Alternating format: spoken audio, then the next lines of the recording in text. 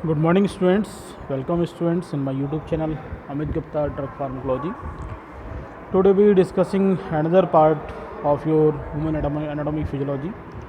आज हम anatomy physiology का सेकेंड यूनिट में फर्स्ट चैप्टर है आपका according to the B Pharma first semester syllabus integumentary systems को स्टार्ट करते हैं। ठीक, बेसिकली हमने जब introduction of human anatomy physiology पढ़ी थी तो उसमें हमने इंटेग्यूमेंट्री सिस्टम देखा था, क्या था बताया था आप लोगों को। Integumentary systems are consist of those organs that form the outer surface of the body, that is skin, just include the skin, nails, hairs, etc etc।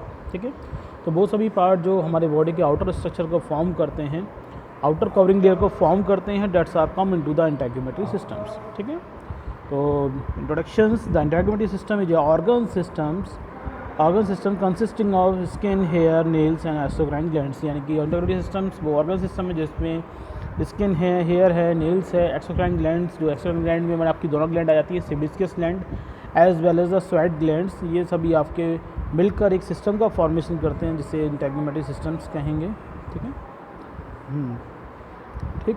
और integumentary systems help to maintain the constant body temperatures, protects the body and provide a sensory information about the surrounding environment. इसके अलावा integumentary system का एक बहुत बड़ा important role होता है कि वो बॉडी के टेम्परेचर को रेगुलेट करने के लिए, बॉडी को अंदर के जो पार्ट है उन्हें प्रोटेक्शन प्रोवाइड करने के लिए और साथ में सेंसरी इन्फॉर्मेशन बॉडी तक पहुंचाने के लिए इसका काम होता है। ये क्या है, इंटेग्यूमेंट्री सिस्टम की तरफ। जैसे स्किन है, स्किन हमारे बॉडी के टेम्परेचर को कंट्रोल करती है, साथ में स्किन की वजह से क्या जो बॉडी के अंदर ये पार्ट्स हैं वो आपके प्रोटेक्टेड रहते हैं, मसल्स या और भी चीज़ें हो सकती हैं, थ्रू द बैक्टीरियल इन्वेजन या through the ultraviolet sunlight etcetera. And the sensory information also provide by the outer skin parts. जो सेंसेशन हमारे प्रेशर है, बर्निंग सेंसेशन है, प्रेशर सेंसेशन है, टचिंग सेंसेशन है, these are all sensation are provide by the skin. ठीक है, अब वो dermatology is the branch of medical science in which the study about the skins, hair, nails and exocrine glands and their disorder and treatment. Dermatology एक medical science की branch है जिसमें हम लोग स्किन है, हेयर है, नेल्स है, exocrine glands हैं, एक्सोक्राइन ग्लैंड में दोनों ही बात कर सकते हैं, स्वेट ग्लैंड और आपकी सेबेसियस ग्लैंड, और इसके डिसऑर्डर के ट्रीटमेंट के बारे में हम पढ़ते हैं। ठीक है, नेक्स्ट हम बात करते हैं आपके साथ में स्ट्रक्चर ऑफ स्किन। ठीक है, पहले हम बात करेंगे स्किन की, स्किन क्या है, कैसे कैसे स्किन का स्ट्रक्चर्स है, उसके बाद हम जो बचे हुए इसकी एसेसरी ऑर्गन्स है उन पे जाएंगे। Skin is the primary part of the integumentary system, but इस एसेसरी ऑर्गन्स में आपके नेल्स हैं, नेल्स के अलावा हेयर हैं, और जो एक्सोक्राइन ग्लैंड या जिसमें सेबेसियस ग्लैंड और स्वेट ग्लैंड आ जाती है, ये सभी पार्ट आ जाता है इन्हें accessory organs of the skins. But skin is the major part of the integumentary systems. तो we are start the structure of the skins. Skin is consist of mainly three layers से मिलकर बनी हुई होती है, जैसे एपिडर्मिस, डर्मिस एंड हाइपोडर्मिस। जैसे मैं आपको दिखाऊं, जैसे सबसे ऊपर वाली लेयर है that is made of the epidermis, middle वाली लेयर है वो डर्मिस से, और आउटर लेयर है वो कैसा है, सबसे नीचे वाली लेयर है वो क्या है, हाइपोडर्मिस, जिसे हम सबक्यूटेनियस लेयर के नाम से जानते हैं। ठीक है, यानी कि सबसे ऊपर लेयर कौन सी हो गई आपकी, डर्मिस, एपिडर्मिस, दूसरी कौन सी हो गई, डर्मिस, और सबसे नीचे जो लेयर है that is also called the hypodermis या subcutaneous layer. The skin is the largest organ of the body in both surface area and weight. अगर हम बॉडी में देखें, अगर सरफेस के अकॉर्डिंग की देखें और वेट के अकॉर्डिंग देखें, तो बॉडी का सबसे बड़ा लार्जेस्ट ऑर्गन्स अगर देखें तो कौन सा होता है, स्किन होता है। ठीक है, and hypodermis is also called the subcutaneous layer and consist of areolar and adipose tissue. जो आपकी नीचे वाली लेयर है जिसे हम क्या बोलते हैं, हाइपोडर्मिस बोलते हैं, इसको हम सबक्यूटेनियस लेयर के नाम से भी जानते हैं, जो कि एरुलर और एडिपोज टिश्यू से मिलकर बनी हुई होती है। ठीक है, इसके बाद अब बात करेंगे हम इसकी डिफरेंट स्ट्रक्चर से। पहले हम एपिडर्मिस की बात करेंगे, फिर डर्मिस की बात करेंगे। तो we are discussing about the dermis, epidermis यानी कि अपर और outermost layer of the skin. It is the outermost layer of the skin composed of stratified squamous keratinized epithelium cells से मिलकर बने हुए होते हैं।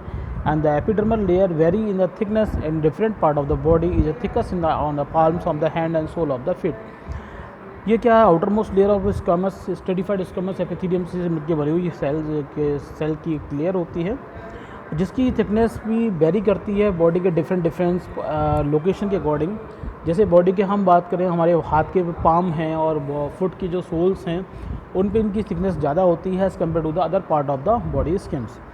दिस लेयर जो डज नॉट हैव ए, अब मैं एक और पॉइंट है गया पहले वाले पॉइंट में, जैसे थिकस्ट पार्ट कहाँ पर पाल्म है, सोल ऑफ स्किन है, और सबसे आपका माइनस सबसे आपका थिन पार्ट होता है, जैसे आपकी ये जो आपके आईब्रो पोर्शंस हैं, जो आईलिड है, आईलिड में बहुत थिन पार्ट होता है।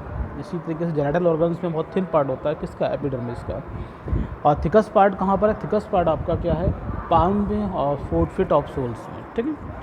नेक्स्ट थर्ड पॉइंट की बात करें तो this layer does not have A blood vessels nerves, it receive nutrition from capillary of the dermis.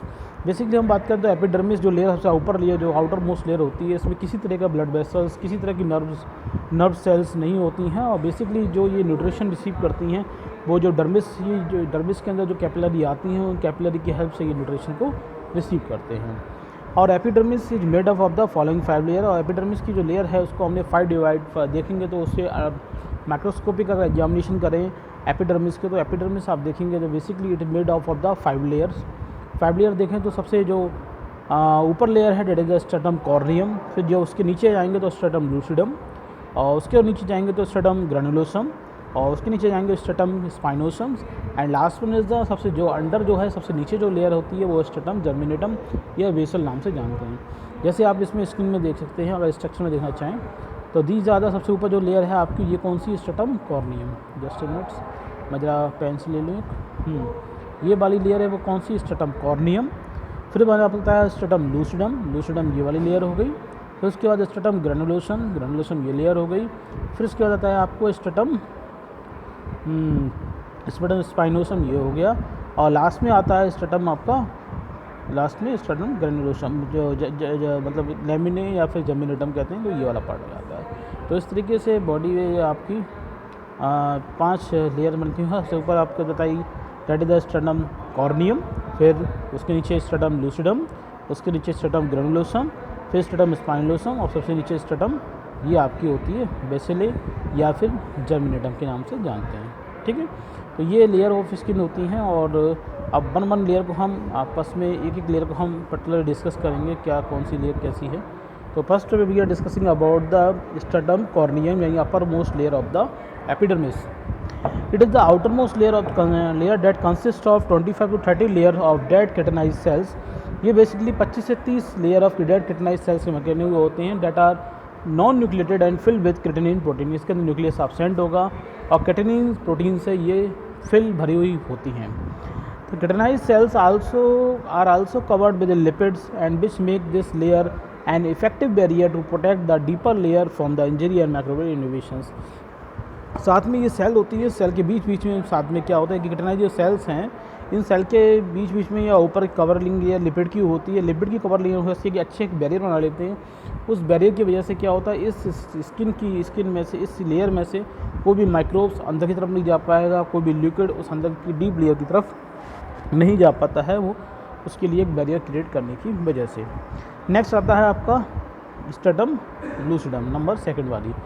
Stratum lucidum it is a present only in the thick skin area as such as fingertips, palms and soles, and it consists of 3 to 5 layer of flattened layer and chitinized sites that contain large amount of the chitin। और stratum lucidum basically हमारे body के सभी reason के skin part में नहीं पाई जाएगी, only उन skin की रीजन में पार्ट पाई जाएगी जहाँ पर ये थिक स्किन होती है। थिक स्किन जैसे कि फिंगर टिप है, पाल्म है, सोल है, उस रीजन में पाई जाएगी अंडर द स्ट्रेटम कॉर्नियम। और बेसिकली ये 3 से लेकर 5 फ्लैटेड क्लियर क्रिटेनोसाइट सेल से मिलकर बने हुए होते हैं, जिसमें लार्ज अमाउंट में क्रिटेनिन प्रोटीन प्रेजेंट होती है। फिर नंबर 3 लेयर पे आते हैं, जिसे हम स्ट्रेटम ग्रेनुलोसम के नाम से जानते हैं। These are the third upper layer.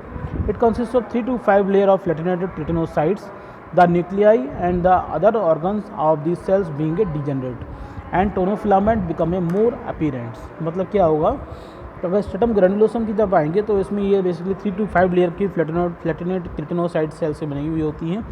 इसके अंदर न्यूक्लियाई जो ऑर्गन्स होते हैं वो आपके डीजेनरेट होना शुरू हो जाते हैं, मतलब डैमेज होना शुरू हो जाएंगे। जैसे हमने बात की थी स्ट्रेटम लूसिडम में, स्ट्रेटम कॉर्नियम में, दोनों में न्यूक्लियस एब्सेंट थे और ना ही कोई सॉल ऑर्गन प्रेजेंट थे। जबकि स्ट्रेटम ग्रेनुलोसम बात करें तो यहाँ पर क्या हो रहा है, स्ट्रेटम ग्रेनुलोसम जो लेयर है उस लेयर में क्या हुआ, ये न्यूक्लियस और ऑर्गन्स होते हैं वो डैमेज होना शुरू हो जाते हैं और टोनोफिलामेंट उसमें बिकम ए मोर अपीरेंट टोनोफिलामेंट और डेवलप होने लगता है। टोनोफिलामेंट का मेन काम क्या होता है, टोनोफिलामेंट की वजह से क्या होता है, क्रिटिनिन प्रोटीन का सेक्रेशन होता है और किटिनोसाइट्स जो सेल्स होती है उनका formation with the help of tonofilament की वजह से हो पाता है। These cell contain a protein called keratohyalin which convert the tonofilament into the keratin. इसमें क्या हाईली अमाउंट में आपकी प्रोटोहाइलिन प्रोटीन होती है विच कन्वर्ट टोनोफिलामेंट जो टोनोफिलामेंट क्या करेगा, उसको क्रेटोहाइलिन प्रोटीन को क्रिटिनिन में कन्वर्ट कर देता है और लेमिनर ग्रेन्यूल्स में कन्वर्ट करेगा विच रिलीज द लिपिड्स। और लेमिनर ग्रेन्यूल्स क्या करेंगे, आपके लिपिड्स का रिलीज़ करते हैं और लिपिड का एक्यूमुलेशन होने लगता है। ठीक है, तो ये आपके स्टर्न ग्रेन्युलेशंस बेसिकली क्या है कि जैसे जैसे यहाँ पर क्या हो, नीचे वाली सेल में क्या होता है, डिवीजन होता है, नीचे वाली सेल बनेंगी फिर ऊपर जाएंगी, फिर उससे ऊपर जाएंगी, फिर उससे ऊपर जाएंगी, इस तरीके से सेल कंटिन्यू जाती रहती है। ये इससे ऊपर गई, फिर ऊपर गई, फिर इससे ऊपर ये गई, इससे ऊपर गई, ऐसे जैसे जैसे ये सेल ऊपर की लेयर में जाती जाएंगी वैसे वैसे इनके स्ट्रक्चर में चेंजिंग आती जाती है। जैसे हम बात कर रहे थे स्ट्रेटम जो ग्रेनुलोसम है, ग्रेनुलोसम में न्यूक्लियस भी है और आपकी डिफरेंट टाइप के ग्रेनुल्स हैं जो सेल ऑर्गन्स भी वो डैमेज होना शुरू हो जाएंगे, तो डैमेज होकर पहुँचेंगे, जब और ऊपर पहुँचेंगे तो इससे स्ट्रेटम लूसिडम में चेंज हो जाएंगे, क्योंकि हमारी स्किन की जो अपर लेयर है वो आपकी डैमेज होना स्टार्ट होने लगती है। यहाँ की डैमेज हो जाएगी और नीचे से ऊपर आ जाती है, ऊपर की हट गई, ऊपर की स्किन हट गई और नीचे से कंटिन्यू पहुँचती चली जाती है। ठीक है, तो स्ट्रेटम ग्रेनुलोसम हो गया। इसके बाद क्या होता है, stratum spinosum is the fourth layer of the epidermis. It is superficial to the stratum basal या stratum germinatum and consists of 8 to 10 layer of the keratinocyte cells fitted closely together, and the keratinocytes have the same organs as cell of the stratum basals. अगर हम देखें stratum spinosum में, तो stratum spinosum just stratum vessels के ऊपर वाली layer है जो कि 8-10 लेयर से मिलकर बनी हुई है, जिसमें केराटिनोसाइट सेल्स हैं और जो आपस में बहुत क्लोजली पैक्ड हैं। और केराटिनोसाइट सेल के अंदर जो ऑर्गन सेल है उसका स्ट्रक्चर जैसा है वो वैसा ही होता है जैसा कि स्ट्रेटम बेसल्स में अंदर होता है। Langerhans and melanocyte cells are also present in these cells. इसमें हम देखेंगे लैंगरहैंस सेल्स हैं और मेलानोसाइट सेल्स, दोनों टाइप की सेल प्रेजेंट होती हैं। लैंगरहैंस सेल्स होती हैं बेसिकली आपके सेंसेशन के लिए रिस्पॉन्सिबल होती हैं, और मेलानोसाइट सेल्स होती हैं मेलिन का सिक्रेशन करती हैं, जिसकी वजह से कलर का फॉर्मेशन होता है स्किन का। एंड फिर आपकी सबसे लास्ट जो सबसे डीपेस्ट लेयर जो है आपकी एपिडर्मिस की, वो कौन सी है, stratum germinatum, stratum basale. It is the deepest layer of the epidermis and are composed of the single layer of cuboidal and columnar keratinocytes. अगर इसे देखें तो ये सिंगल लेयर की कोलोमर या कोलोमर किटनोसाइट से मिलकर बनी हुई होती हैं। The cell some cell in this layer are stem cell that undergo the cell division to continue produce new keratinocytes, and the nuclei of the keratinocytes are large and cytoplasm contains some cell organelles and tonofilaments। यानी कि जो sales हैं आपकी जिस layer की, इस layer की, उसमें कुछ सेल होती हैं स्टेम सेल्स की होती हैं। स्टेम सेल का मैंने पहले बता चुका हूँ, stem cell are those cell that are continue divided in the whole life. जो सेल कंटिन्यू डिवाइड हो रही है, कंटिन्यू उसमें सेल डिवीजन हो रहा है होल लाइफ के अंदर, उसको हम क्या बोलते हैं, स्टेम सेल्स। तो जो आपकी स्ट्रेटम जर्मिनेटम, स्ट्रेटम बेसल्स में जो सेल्स होती हैं वो बेसिकली कैसी होती है, स्टेम सेल होती हैं, और उसके अंदर लाइफ टाइम उनका डिवीजन चलता रहेगा, कंटिन्यू डिवीजन चलता रहता है और न्यू केराटिनोसाइट सेल्स को प्रोड्यूस करती रहती हैं। और इन केराटिनोसाइट सेल के अंदर न्यूक्लियस भी प्रेजेंट होता है और साइटोप्लाज्म भी होगा और कुछ ऑर्गन्स और टोनोफिलामेंट्स भी प्रेजेंट रहते हैं इन सेल के अंदर। तो इस तरीके से आपका ये एपिडर्मिस की बात कर ले तो एपिडर्मिस जो था बेसिकली कितने 5 लेयर से बना हुआ है। सबसे अपर लेयर कौन सी थी, स्ट्रेटम कॉर्नियम, फिर स्ट्रेटम लूसिडम, फिर स्ट्रेटम ग्रेनुलोसम, फिर stratum spinosum and last one and deepest layer is the stratum germinatum. Division केवल एक ही सेल के अंदर होता है, वो कौन सी है, स्ट्रेटम जर्मिनेटम। ठीक है, अब आते हैं dermis.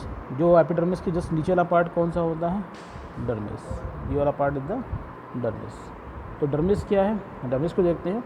It is the deeper part of the skin lie directly beneath the epidermis and composed of dense connective tissue with a white collagen fibre and yellow elastic fibres. यानी कि जो आपके डर्मिस जो है वो जस्ट आपकी beneath of the epidermis, epidermis के नीचे प्रेजेंट होती है, डीपर पार्ट होता है, और ये बेसिकली डेंस कनेक्टिव टिश्यू से बने हुए होते हैं जिसमें वाइट कोलेजन फाइबर और इलास्टिक कोलेजन फाइबर्स भी प्रेजेंट होते हैं। इस लेयर में जैसे कि हमने बात की थी एपिडर्मिस में ब्लड वेसल्स भी नहीं थी, नर्व्स भी नहीं थी, लेकिन हम डर्मिस की बात करें तो डर्मिस में आपके ब्लड वेसल्स भी होंगे, नर्व भी होंगे, लिम्फ वेसल्स भी होंगे, स्मूथ मसल्स भी प्रेजेंट होती हैं कुछ, and glands and hair follicles also present in the dermis. अब डर्मिस वाली लेयर को हमने दो पार्ट रीजन डिवाइड किया, एक पेपिलर रीजन्स और दूसरा रेटिकुलर रीजन। पेपिलर रीजन यानी वो रीजन जहाँ से हमें सेंसेशन रिसीव होते हैं या रिसेप्टर प्रेजेंट होते हैं, पेपिलर रीजन वो है। और रेटिकुलर रीजन वो है जहाँ पर कुछ मसल्स प्रेजेंट होती हैं, हेयर फॉलिकल होगा, that is the reticular region. या रेटिकुलर रीजन का मतलब क्या, रेटिकल मसल्स होती हैं और जिसकी वजह से इस रेटिकुलर रीजन भी कहा गया। तो firstly we discussing about the papillary regions. Papillary regions take about the 1/5 thickness of the total dermis layer. It consist of areolar connective tissue containing a collagen and elastic fibres. जैसे आपका ये जो आप structure देख रहे हैं, तो इस स्ट्रक्चर में जो आपका डर्मिस जो पार्ट है, उस डर्मिस में जो आप ये वाला पार्ट देख रहे हैं, ये वाला पार्ट, जस्ट ये वाला part is the papillary regions. और इससे नीचे वाला जो पार्ट है, ये वाला पार्ट, वो कौन सा है, रेटिकुलर रीजन्स। तो डर्मिस में दो पार्ट में डिवाइड किया, पेपिलर रीजन्स और रेटिकुलर रीजन्स, ठीक है। तो वो जो ऊपर वाला पार्ट है that is the papillary regions, जिसमें आपका 1/5 थिकनेस ऑफ डर्मिस बनाती है, जिसमें एलुलर कनेक्टिव टिश्यू के साथ में कुछ कोलेजन एंड इलास्टिक फाइबर भी प्रेजेंट होते हैं। Its surface area is greatly increase by the dermal papilla. इसके ऊपर कुछ डर्मल पेपिला प्रेजेंट होते हैं जिसकी वजह से इसका सरफेस एरिया बढ़ जाता है। और these are the small and finger like structure. Dermal papilla जो होते हैं वो आपके स्मॉल फिंगर लाइक स्ट्रक्चर होते हैं that present under the surface of epidermis. इसके अलावा some dermal papilla also contain tactile receptors called Meissner corpulus, free nerves ending that sensitive to the touch। इसके अलावा क्या होता है कि जो कुछ आपके डर्मल पेपिला जो हैं, जो पेपिलर रीजन पाए जाते हैं, उसमें टैक्टाइल रिसेप्टर्स भी होते हैं। और टैक्टाइल रिसेप्टर को हम मेसेनर कॉर्पुलस के नाम से भी जानते हैं। ये बेसिकली हमारी वो नर्व सेंडिंग होती है जिसकी वजह से हम टचिंग की सेंसेशन रिसीव कर पाते हैं। हाईली प्रेशर टचिंग हो रही है, हीट का टचिंग है, कोल्ड का टचिंग है, किसी ने टच किया, वो सब सेंसेशन हमारे मेसेनर कॉर्पुलस या टैक्टाइल रिसेप्टर से रिसीव होते हैं, जो कि कहाँ, पेपिलर रीजन में प्रेजेंट होते हैं, ठीक है। तो ये हो गया पेपिलर रीजन की बात हो गई। अब आते हैं हम रेटिकुलर रीजन, ये second part of the dermis. Reticular region is attached to the subcutaneous layer and it consist of dense regular connective tissue contain fibroblast, bundle of collagens and elastic fibres. यानी कि जो reticular regions है वो आपका जो होगा वो subcutaneous layer के जस्ट ऊपर वाला रीजन होता है, जो राइटली, अगर हम बात करें सबक्यूटेनियस लेयर जो राइटली अटैच होगी वो आपके रेटिकुलर रीजन से अटैच होती है। और इसमें बेसिकली आपके डेंस इरेगुलर कनेक्टिव टिश्यू होते हैं जिसमें fibroblast, bundle of collagens and elastic fibre भी प्रेजेंट होते हैं। और इसके अलावा क्या होती हैं, इसमें कुछ फ्यू एडिपोसाइट सेल्स होते हैं, हेयर फॉलिकल भी इसी रीजन में प्रेजेंट होगा, जो नर्व सेल्स होती है वो भी इसी रीजन में प्रेजेंट होती है। और ऑयल एंड स्वेट ग्लैंड्स भी इसी रीजन में आपको प्रेजेंट होगी, किसमें, रेटिकुलर रीजन में। Reticular region also contain the adipose cells, hair follicles, nerves, ear, oil and sweat glands are found in between the fibers, and the reticular regions provide a strength and extensibility and elasticity to the skin। so basically आपके जो reticular region में जो fibres होते हैं वो आपके इंटेंसिबिलिटी और elasticity of the skin को प्रोवाइड करते हैं, ठीक है। इसके अलावा कुछ इंपॉर्टेंट चीज़ें हैं जो हम यहाँ छोड़ नहीं सकते हैं, वो ज़रूरी भी है कि जो आपके एपिडर्मल रिजल्ट्स होते हैं कुछ आपके सरफेस ऑफ पाम्स में, स्पेशली पाम्स ऑफ सरफेस में और सोल्स में, जो कुछ एपिडर्मल रिजल्ट्स होते हैं आप present on the epidermis. These epidermal ridges increase the surface area and of the epidermis and increase the grip of the hand and foot। उस epidermis में क्या होते हैं, कुछ रिजिड्स होते हैं, रिजिड्स की वजह से क्या होता है, वो हमारे पाम की सरफेस एरिया है उसका बढ़ जाता है, पाम की जो एपिडर्मिस सरफेस एरिया वो बढ़ जाता है, सोल की एपिडर्मिस की एरिया बढ़ जाता है, जिसकी वजह से हम किसी चीज़ को हैंडल करते हैं, हैंडलिंग करने में, उसे ग्रिप करने में हमें आसानी होती है। Increase the grip of the handle और फुट, ठीक है। इसके अलावा इन रीजन में हमारी स्वेट ग्लैंड भी प्रेजेंट होती हैं, और sweat gland opening pore found on the epidermal region. Epidermal region में पाए जाते हैं स्वेट ग्लैंड्स के पोर्स होते हैं, और इन पोर्स से क्या होता है, स्वेटिंग निकलती रहती है, and that form the fingerprints and finger foots on touching the smooth object. अब ये स्वेटिंग जब हो रही है इस एपिडर्मल रिजन के आसपास जो पोर्स हैं, स्वेटिंग जब होगी और स्वेटिंग की वजह से क्या होता है, जिस ऑब्जेक्ट को हम पकड़ रहे होते हैं तो वहाँ पर स्वेटिंग की वजह से उस एपिडर्मल रिजिड्स के क्या होते हैं, मार्क बन जाते हैं, जैसे हम फिंगरप्रिंट्स के नाम से या फुटप्रिंट के नाम से जानते हैं, जो स्पेशली आपके स्मूथ ऑब्जेक्ट पे बन के फॉर्म हो जाते हैं, ठीक है। तो ये हो गया आपका क्या, डर्मिस। अब रह गया पार्ट आपका स्ट्रक्चर, कलर और बेसिस ऑफ स्किन रह गया है। इसके अलावा एक्सेसरी स्किन स्ट्रक्चर रह गए हैं, वो हम नेक्स्ट लेक्चर में डिस्कस करेंगे, ठीक है। तो ये आपका जो पार्ट था, एक तरह से मैं दो पार्ट में डिस्कस करूँगा। टुडे भी discussing of the integrated system का फर्स्ट पार्ट, ठीक है। इंटीग्रेटेड सिस्टम के फर्स्ट पार्ट में बेसिकली हमने स्ट्रक्चर ऑफ स्किन की बात की है। अब इंटेग्रिटी सिस्टम की जो सेकंड पार्ट हम नेक्स्ट लेक्चर में डिस्कस करेंगे, उसमें हम बात करेंगे accessory region of the skins और कलर ऑफ द स्किन्स। दो रीजन कलर ऑफ स्किन का कलर कैसे प्रोवाइड होता है, क्या रीजन होती हैं जो स्किन कलर प्रोवाइड करने के लिए, और साथ में जो एसेसरी ऑर्गन्स हैं स्किन के उसका स्ट्रक्चर्स क्या है, उसका फंक्शन क्या है, नेल्स हैं, सेबेसियस ग्लैंड है, स्वेट ग्लैंड है, एक्सेट्रा। ठीक है, तो today basically we discussing about the whole skin structures. तो स्किन स्ट्रक्चर में समझता हूँ समझ में आ गया होगा। कोई क्वेश्चन हो तो कमेंट बॉक्स जरूर पूछिएगा, और आपको वीडियो पसंद आया हो तो लाइक ज़रूर कीजिएगा, और आपको लगता है कि ये वीडियो किसी की हेल्पफुल हो सकता है तो ज़रूर शेयर कीजिएगा, और आपने अब तक मेरे चैनल को सब्सक्राइब नहीं किया है सब्सक्राइब कीजिएगा। आपको इसी तरीके की इंफॉर्मेटिव वीडियोस आपको कंटिन्यू मिलते रहेंगे। बेसिकली ये channel informative knowledgeable video for the anatomy, human anatomy, physiology के रिगार्डिंग, इसके अलावा फार्माकोलॉजी के रिगार्डिंग आपकी वीडियोस मिलते रहेंगे जो आपके एकेडमिक के लिए हेल्पफुल हो सकते हैं। ठीक है, तो ये पैरामेडिकल और फार्मेसी स्टूडेंट दोनों के लिए हेल्पफुल हो सकता है। ठीक, तो नेक्स्ट वीडियो मिलेंगे, नेक्स्ट लेक्चर में मिलेंगे। तब तक के लिए आप सभी के लिए थैंक यू।